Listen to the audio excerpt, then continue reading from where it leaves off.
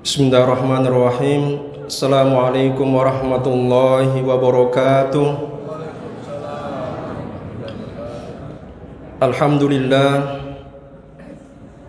Alhamdulillahil wahidil qahhar alladzi lam yalid wa lam yulad wa lam yakul lahu kufuwan ahad. Asyhadu an la ilaha illallah wahdahu la syarika lah wa asyhadu anna Muhammadan abduhu wa rasuluhu la nabiyya ba'dah. Allahumma salli wa sallim wa barik ala khairil anam sayyidina wa habibina wa syafi'ina Muhammad wa ala alihi wa ashabihi man tabi'ahum bi ihsan ila yaumil mi'ad. Wa ba'da. Sidang jamaah salat Isya tarawih yang sama dirahmati Allah Subhanahu wa taala. Tentu pujian itu hanya milik Allah Subhanahu wa taala. Alhamdulillah adalah ucapan yang senantiasa kita ucapkan, paling kurang 17 kali kita ucapkan dalam sehari semalam. Dialah Allah Subhanahu wa taala yang memuji dirinya. Dialah Allah Subhanahu wa taala yang Maha Rahman, Maha Rahim, pengasih, penyayang. Dialah Allah Subhanahu wa taala yang menguasai hari pembalasan, sehingga dialah Allah Subhanahu wa taala yang hanya kepadanya kita menyembah dan juga hanya kepadanya kita memohon pertolongan. Sehingga dengan demikian kita pun meminta kepada Allah Subhanahu wa taala agar memberikan hidayahnya, jalannya yang lurus, sirat mustaqim, jalan orang yang diberi nikmat dari kalangan para nabi, para siddiq, para syuhada, bukan jalan orang yang dimurkai dan tidak mendapatkan hidayah sama sekali karena mereka menolak hidayah.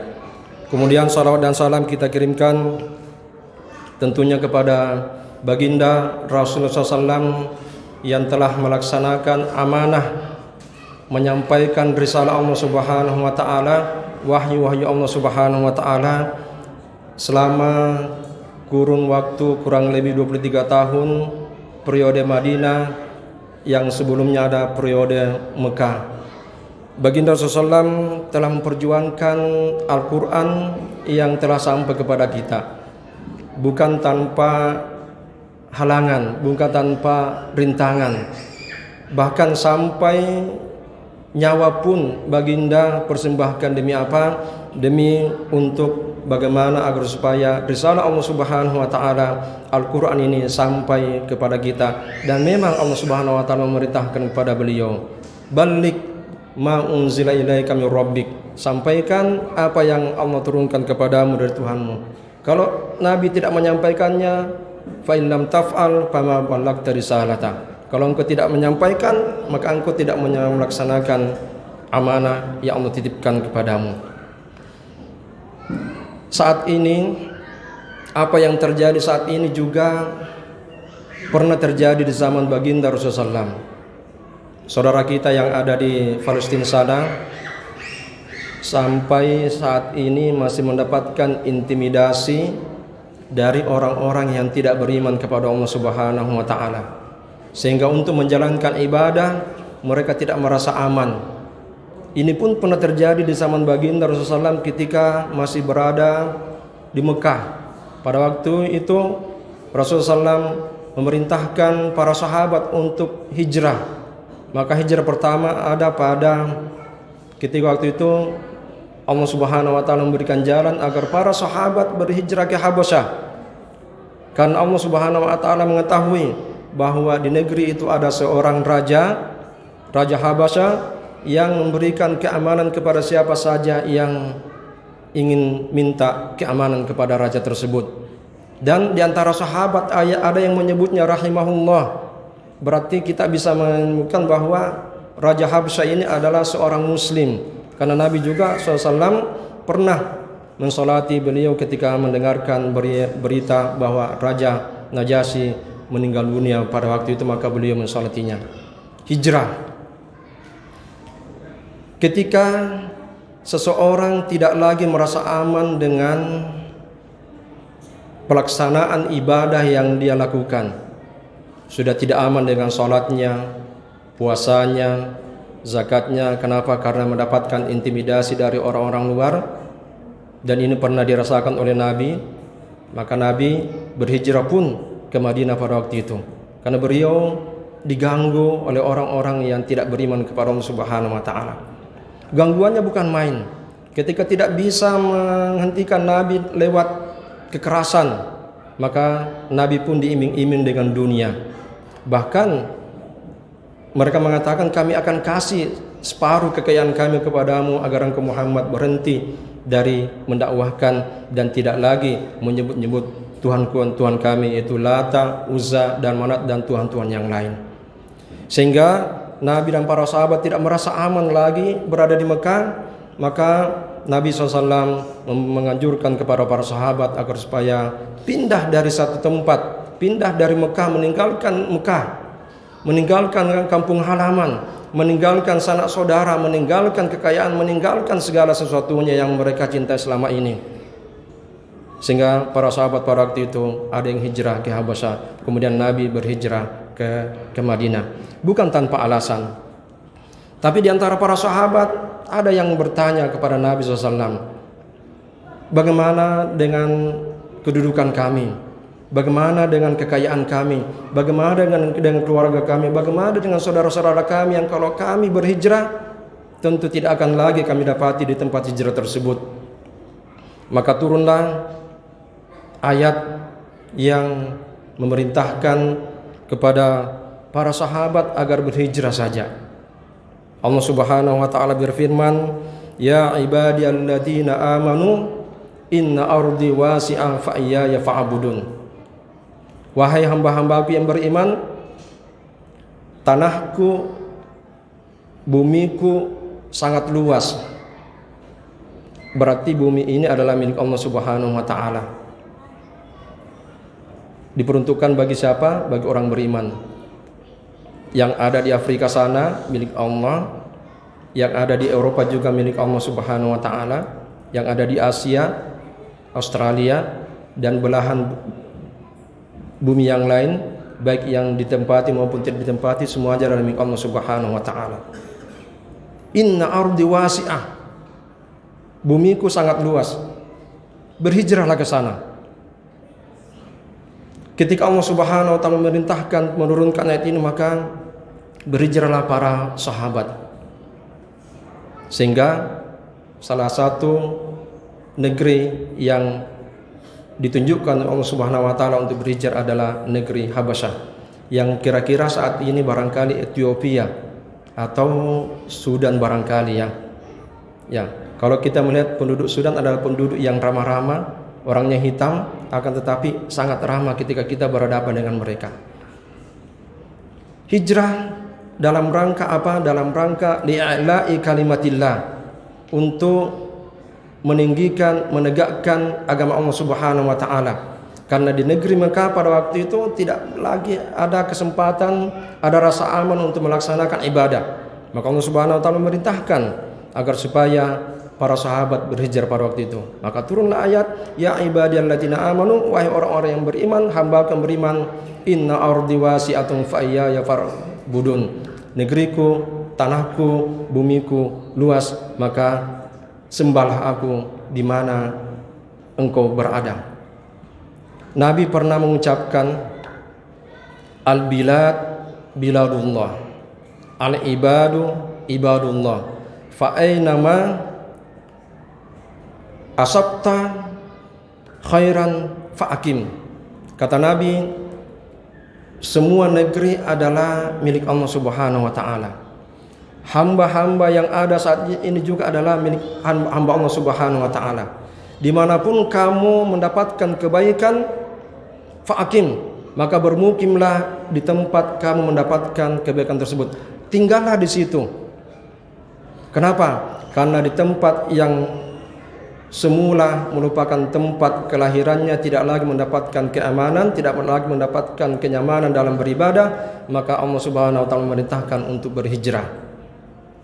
Maka Allah mengatakan bahwa dimanapun kamu dapatkan satu tempat yang aman, yang bagus untuk melakukan ibadah, fa'akim, maka bermukimlah di situ, maka menetaplah di situ. Para sahabat mendapatkan tempat yang sangat bagus, Habasyah pada waktu itu. Akan tetapi ternyata masih ada di antara sahabat pada waktu itu yang masih ragu dengan hijrah tersebut. Padahal hijrah ini adalah merupakan ibadah, perintah Allah Subhanahu wa taala. Maka Allah Subhanahu wa taala mengingatkan kepada sahabat yang enggan untuk berhijrah, kullu nafsin dha'iqatul maut. Ini ayat yang menandakan bahwa dunia beserta isinya adalah hal-hal yang pasti akan kita tinggalkan, dan kita akan menuju ke dunia yang jauh lebih kekal abadi, itu akhirat nanti. Kullu nafsin dha'iqatul maut. Meskipun ayat ini mengatakan setiap jiwa akan merasakan mati, tapi ini mengisyaratkan kepada kita bahwa dunia itu adalah tempat yang fana, bukan tempat yang kekal. Tempat yang kekal itu ada pada akhirat.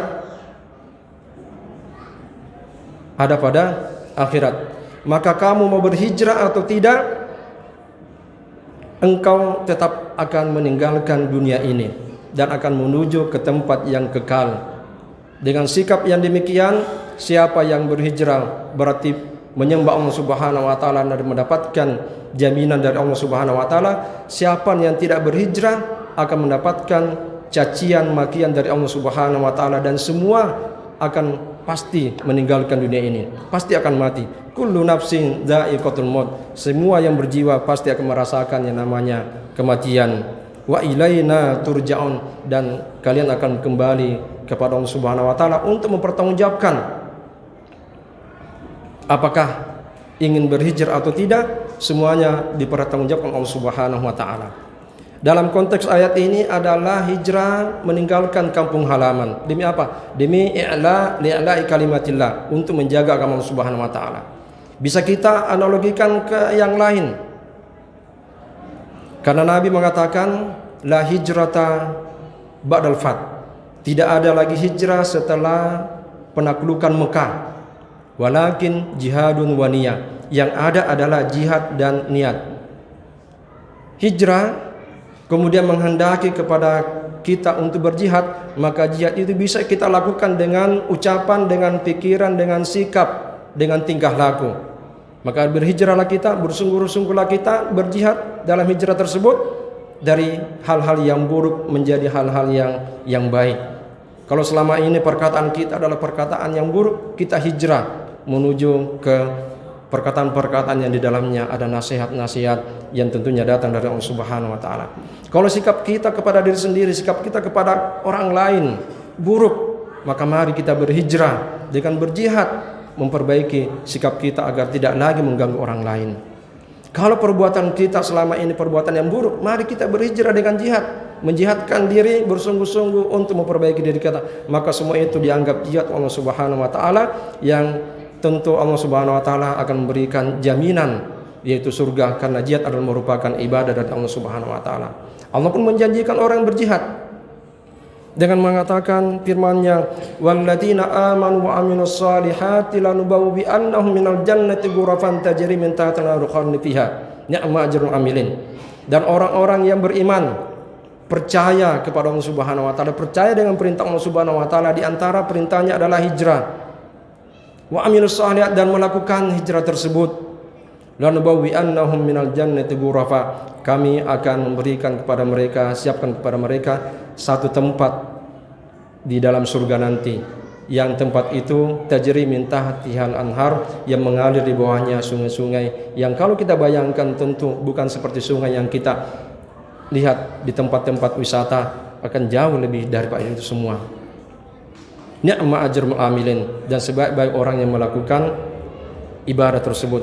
Jadi hijrah adalah ibadah.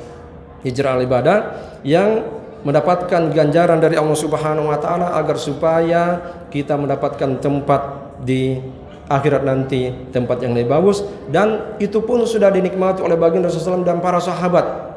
Ternyata akibat daripada hijrah adalah lebih bagus daripada ketika tidak berhijrah. Bukankah ketika baginda Rasulullah SAW berhijrah, Nabi mendapatkan satu tempat di Madinah, yang akhirnya di Madinah lah baginda Rasulullah SAW mengamalkan agamanya, mengamalkan agama yang Allah turunkan kepadanya, sehingga Al-Quran turun di Madinah, dan juga Al-Quran akhir ayat-ayat yang turun ada juga di Madinah. Sehingga demikian, dengan hijrah kita akan mendapatkan sesuatu yang jauh lebih bagus. Kalaupun misalnya kita masih ragu dengan hijrah, ingatlah bahwa Allah Subhanahu wa taala tidak akan menyia-nyiakan orang-orang yang melakukan ibadah, karena ibadah adalah salah satu sarana yang Allah berikan kepada kita agar supaya kita mendapatkan kehidupan yang baik di dunia dan di akhirat. Mudah-mudahan 3 ayat ini menjadi motivasi bagi kita untuk berubah, menjadikan diri kita menjadi lebih bagus, menjadikan ucapan kita menjadi ucapan yang bagus, niat kita menjadi niat yang bagus. Karena salah satu ibadah adalah ketika ibadah itu diterima, salah satu syaratnya adalah niat ikhlas lillahi subhanahu wa ta'ala, sehingga apa yang kita lakukan mendapatkan ganjaran dari Allah Subhanahu wa ta'ala. Mudah-mudahan yang singkat yang kita dengarkan pada malam hari ini mendapatkan berkah dari Allah Subhanahu wa ta'ala. Amin ya rabbal alamin. Barakallahu li wa lakum fil Qur'anil azim wa nafa'ani wa iyyakum bima fihi min ayati wa dzikril hakim wa taqabbala minkum tilawata innahu was-samiul basir. Summa qultu lakum assalamu alaikum warahmatullahi wabarakatuh.